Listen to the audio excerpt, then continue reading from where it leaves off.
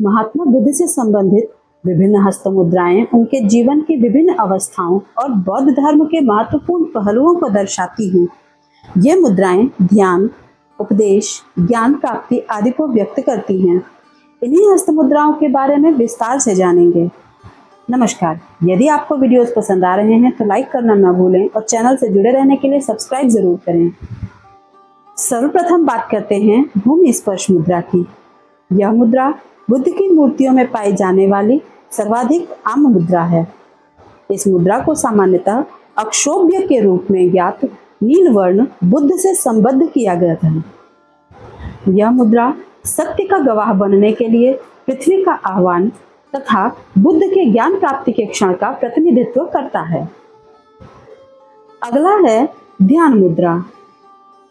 इसे समाधि या योग मुद्रा भी कहा जाता है।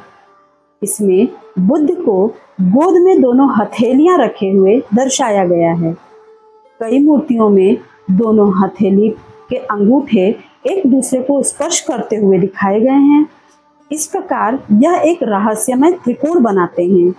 यह आध्यात्मिक पूर्णता की प्राप्ति का द्योतक है।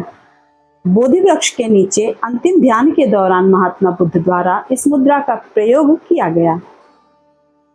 अब आती है वितर्क मुद्रा। शिक्षण और चर्चा या बौद्धिक बहस इंगित करती यह मुद्रा अंगूठे और तर्जनी का पोर वृत्त बनाते हुए एक दूसरे को स्पर्श करती है। यह बौद्ध धर्म में उपदेश के शिक्षण चरण का द्योतक है। अंगूठे और तर्जनी द्वारा निर्मित वृत्त ऊर्जा का निरंतर प्रवाह बनाए रखता है, क्योंकि इसका कोई आरंभ या अंत नहीं है। इसी क्रम में अगली आती है अभय मुद्रा। यह मुद्रा निर्भयता दर्शाती है तथा शक्ति और आंतरिक सुंदरता का प्रतीक है। यह मुद्रा बुद्ध द्वारा ज्ञान प्राप्ति के तुरंत बाद दर्शाई गई थी, ऐसा माना जाता है। अगली है धर्म चक्र मुद्रा, अर्थात धर्म या नियम का चक्र घुमाना अथवा धर्म चक्र को गति में लाना है।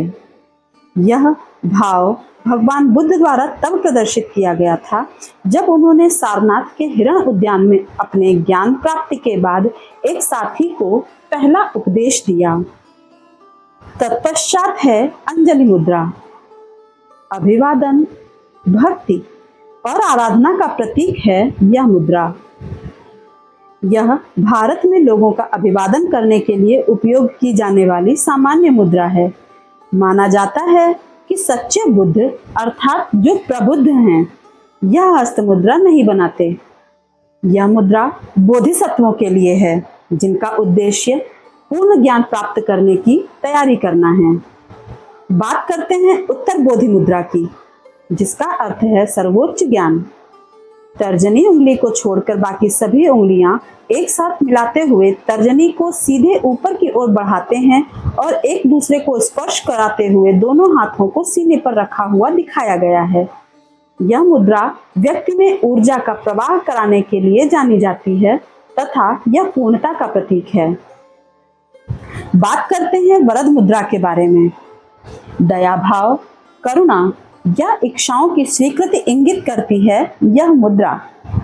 5 विस्तारित उंगलियों के माध्यम से यह मुद्रा 5 पूर्णताओं को दर्शाती है: उदारता, नैतिकता, धैर्य, प्रयास और ध्यान संबंधी एकाग्रता। अगले क्रम में है कर्ण मुद्रा।